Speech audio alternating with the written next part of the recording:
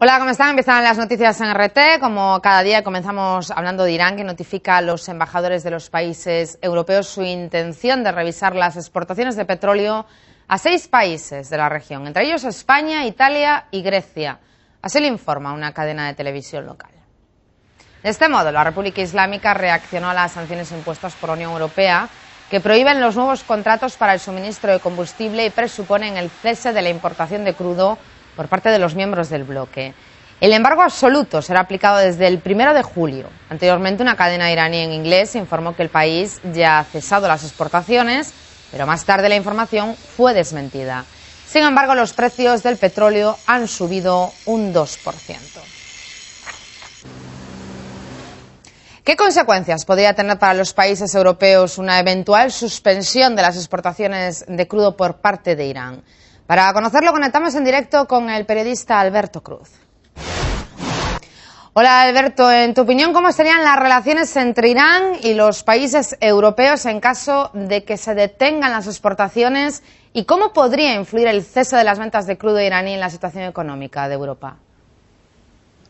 Pues cómo podría afectar. Hay algún economista que ya ha dicho que Europa estaría ante la tormenta perfecta. Europa está en un proceso de crisis económica agudo, como todo el mundo conoce, pero si este hecho se produjera, y se va a producir de una manera o de otra, bien porque la Unión Europea definitivamente dé el paso de restringir o suspender las importaciones de petróleo de Irán, o bien a la inversa porque Irán dé el primer golpe, el caso es que Europa se enfrentaría a un periodo de contracción económica profunda, a una inflación creciente, y todo esto dejaría evidentemente sin margen de maniobra al Banco Central Europeo, que ahora está inyectando enormes cantidades de dinero para salvar la economía de varios países, entre ellos 3 de los que habéis mencionado y que son los principales afectados por la suspensión de la venta del petróleo iraní: Grecia, Italia y España.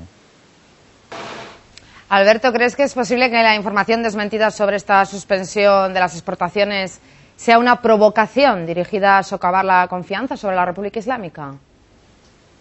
Yo no lo veo como una provocación. Yo lo interpreto de 2 maneras.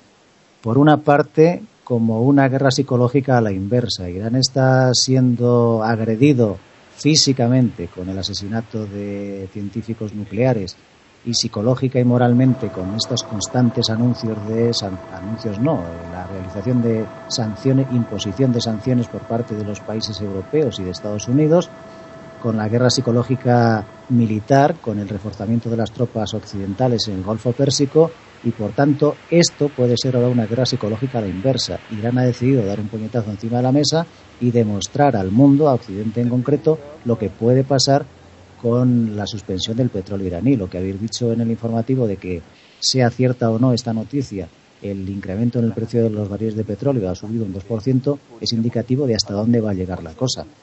Estos economistas que hablan de la tormenta perfecta de la que ya hablaba antes decían que si esto se produce, el precio del barril de petróleo podría estar alrededor de los $150, y eso hundiría definitivamente las economías occidentales y en concreto las europeas.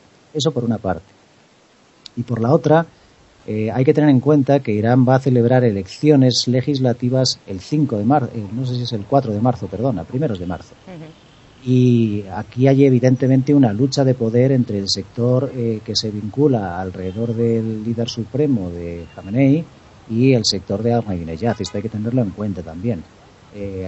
Los leales al líder supremo consideran que Ahmadinejad está teniendo una actitud hasta cierto punto dubitativa a la hora de enfrentarse a Occidente. Hay que tener en cuenta estos 2 factores, yo creo, para analizar primero la noticia y después el desmentido de la suspensión del petróleo de Europa. Si esta suspensión sucede, finalmente, ¿qué alternativa tiene Europa para sustituir el petróleo iraní? Pues las alternativas no son fáciles de conseguir, pese a lo que se está diciendo. Y no son fáciles de conseguir porque el petróleo iraní tiene unas características técnicas determinadas y hay que encontrar un petróleo de similares características técnicas. No se puede traer el petróleo del primer país que se lo ofrezca. En estos momentos Europa está hirviendo porque están buscando desesperadamente, y no es algo que diga yo, lo dicen la gran mayoría de los economistas, desesperadamente productores alternativos. Esos productores alternativos solo pueden venir de 3 sitios. El primero es Arabia Saudita, que ya ha dicho que está en disposición y tiene capacidad para aumentar su producción de petróleo a los 12 millones de barriles diarios, pero eso implicaría una reducción del 5% anual de las reservas de petróleo de Arabia Saudita. Por tanto, Arabia Saudita estaría en unas condiciones ahora a corto plazo de surtir de petróleo a Europa, pero no ni a medio ni a largo plazo. El segundo país que podría ser el sustituto de Irán sería Rusia. Y el tercer país, en último lugar, sería Libia, pero Libia todavía no ha recompuesto la industria petrolífera después de la agresión de la OTAN.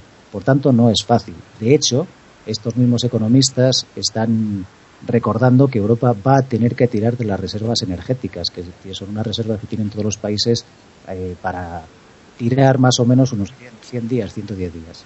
Por tanto, las alternativas no son fáciles de lograr.